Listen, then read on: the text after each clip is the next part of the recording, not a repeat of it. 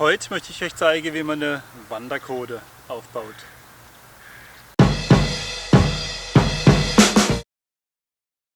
Hallo, ich bin Ralf von Joddeland. Heiße euch herzlich willkommen hier bei uns gegenüber vom Laden im Park. Haben wir heute eine Wanderkode aufgebaut. Die unterscheidet sich ein bisschen von der normalen Kode und das möchte man euch einfach kurz hier zeigen, wie schnell und einfach auch diese Kode, diese Wanderkode aufzubauen ist. Sie ist deutlich größer als die normale Kode. Ich kriege mehr Leute rein. Ich habe ein anderes Verschlusssystem und ich kann sie auch nicht mit Seitenplanen verbinden. Das sind mal die Hauptmerkmale von dieser Kode im Detail. Seht ihr das jetzt? Kommt einfach, schaut zu, wie wir die aufbauen. Die Wanderkode wird genauso aufgebaut wie jede andere Kode. Es wird ein Viereck ausgelegt, also möglichst quadratisch, dass ich immer einen rechter Winkel in der Ecke habe, dann steht die Kode am besten. Auch nicht so stark aufgespannt. Auch bei der Wanderkode ist es wichtig, dass einfach ein bisschen Stoff da ist, dass ich es dann nach oben bringe. Wenn ich untenrum zu stark aufspanne, dann gibt es leider nur eine sehr flach ansteigende Kode, die dann steil ausläuft, anstatt dass es schöne gerade, also halt eine gleichmäßige Dachneigung bei der Kode dann noch gibt. Wenn ich die Ecke hier zusammenstecke, kann ich hingehen und kann mir hier eine Seilschlaufe durchziehen. Oder bei so schlanken Heringe kann ich auch die Öse verwenden. Das ist so ein bisschen Philosophie, was ich mache. Ich muss aufpassen, dass ich die linke Öse im Kodeblatt über die rechte hier lege, also zwischen Abdeckleiste und dieser Öse hier. Nehme die übereinander, weil nur dann bin ich nachher auch richtig zusammensortiert, dass ich es zusammenschlaufen kann. Wie gesagt, nicht zu sehr spannen und der Hering in der Boden. Dann sind wir soweit drin. Wir verzichten an dieser Stelle noch aufs Zusammenschlaufen.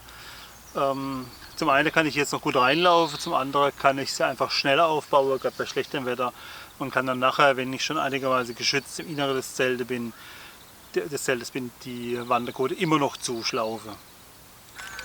Das Kodekreuz in der Mitte lege ich einfach zusammen. Es tun auch zwei Hölzer, an denen ein paar Schnüre dran sind. Es muss nicht die Holzkonstruktion mit der Knebel sein. Ich nehme hier mein 3 Meter Seil, schlaufe es unterm Kodekreuz durch, mache einmal die Schlaufe zu. Das reicht auch schon. Und dann kann ich das Kodekreuz hier einhängen. Auch hier achte ich bitte wieder drauf, dass ich in der richtigen Reihenfolge zusammenlege. Das heißt, die Öse, wo die Regelabdeckleiste dran ist, habe ich hier. Zwischenrein kommt die Öse und später dann die Abdeckplane. Da kann ich dann mein Kodekreuz einfädeln.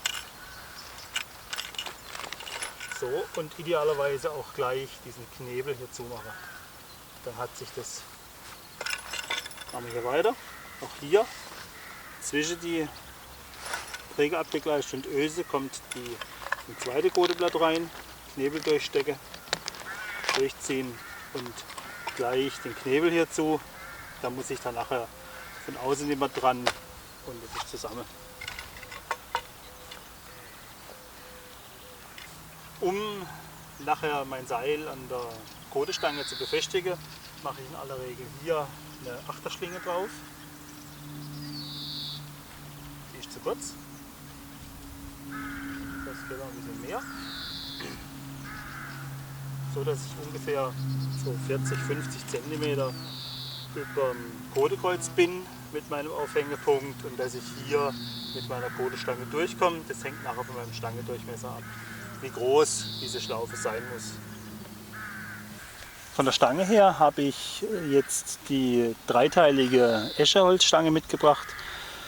Die sind 3,90 Meter lang, aber die sind zu kurz für die Wanderkode. Dadurch, dass die Wanderkode deutlich größer ist, braucht die auch eine größere Stangenlänge.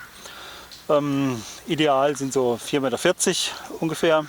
Wenn ihr euch die Stange selber schneidet, kann auch 4,60 Meter sein.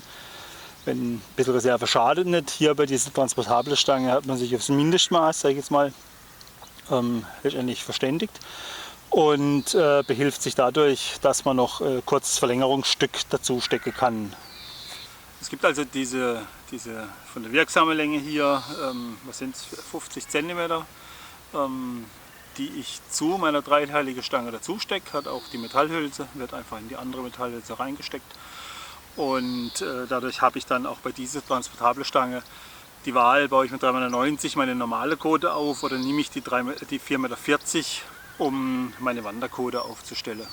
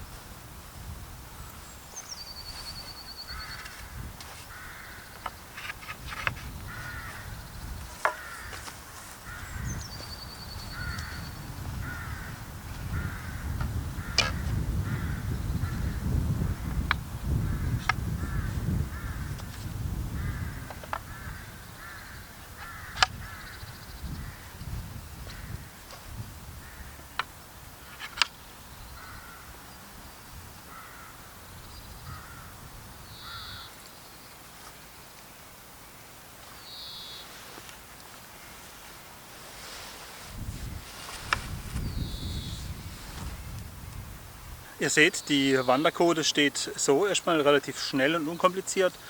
Als nächstes geht er hin und macht die Knebel außen zu, dann schlüpft er rein ins Zelt und macht von innen die Schlaufe zu.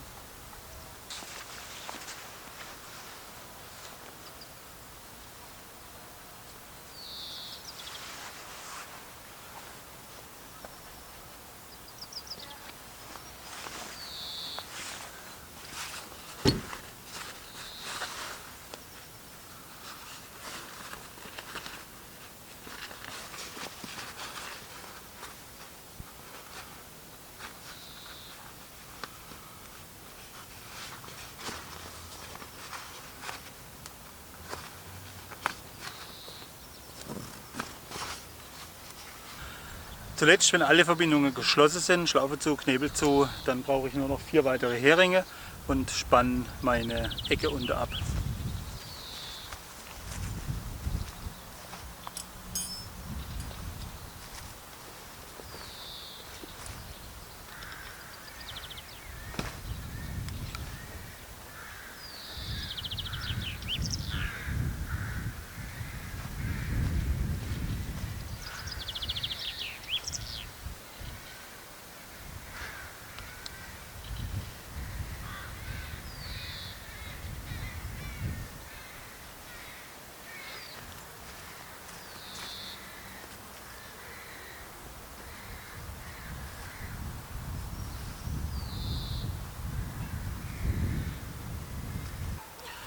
Ja, dann sage ich Dankeschön fürs Zuschauen. Ich freue mich immer, wenn ihr unsere YouTube-Videos anguckt, wenn ihr unsere Tipps und Tricks euch einfach abschaut. Vielleicht probiert ihr das ein oder andere aus, gebt uns Rückmeldung dazu, ob es was taugt oder ob es eher nützlichere Sachen gäbe.